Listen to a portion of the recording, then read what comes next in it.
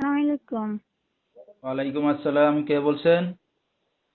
আমি জান্নাতুল ফেরদৌসী বলছিলাম। জান্নাতি, কেমন আছেন আপনি? ভালো আছেন জান্নাতি? আলহামদুলিল্লাহ ভালো আছি। আপনি ভালো আছেন? আলহামদুলিল্লাহ অনেক ভালো আছি। জান্নাতি, কোথা থেকে বলতেছেন? আপনার দেশের বাড়ি কোথায়? আমার বাড়ি নোয়াখালীতে। আচ্ছা, নোয়াখালী কোন জায়গায় লক্ষ্মীপুর। থাকেন এখন বর্তমানে আপনি? লক্ষ্মীপুর থাকি। আচ্ছা, কে কে আছে বর্তমান ফ্যামিলিতে আপনার সাথে জান্নাতি? আমার আম্মু আছে। আচ্ছা, শুধু আম্মুই আছে, আর কেউ নাই? জি না, আব্বু আচ্ছা, নেই। তো কি করেন আপনি এখন বর্তমানে জান্নাতি? এখন একটা বাসায় কাজ করি আমি। আচ্ছা, কাজ বাজ করতেছেন। তো জান্নাতি, বিয়ে শাদী হয়েছে কিনা?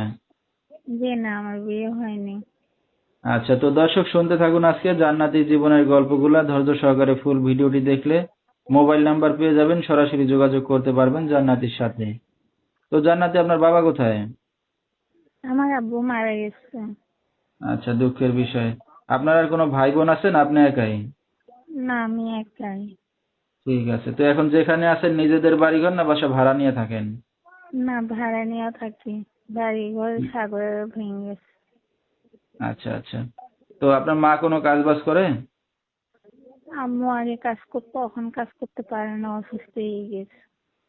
আচ্ছা আচ্ছা, লেখাপড়া কত দূর করছেন আপনি? না, লেখাপড়াটা করতে পারে না, আব্বু তো ছোট কালেই মারা গেছে, তার জন্য।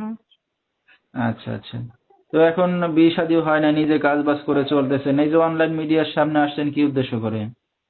আর সেই আমি গরিব মানুষ, যতটুকুর জন্য বিয়ে শাদী হচ্ছে না, তার জন্য ভালো মনের একটা মানুষ চাচ্ছি, যেন সারা জীবন আমার পাশে থাকতে পারে, ভালোবেসে যেন সুখ দুঃখের সাথী হতে পারে, এই জন্য।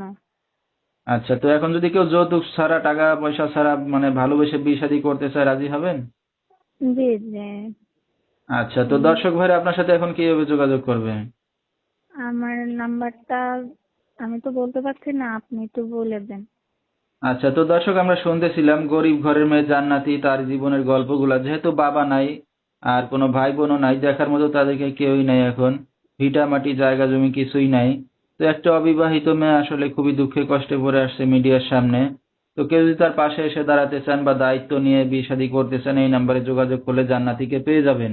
013-525-29674, এই নাম্বারটাই হলো জান্নাতির।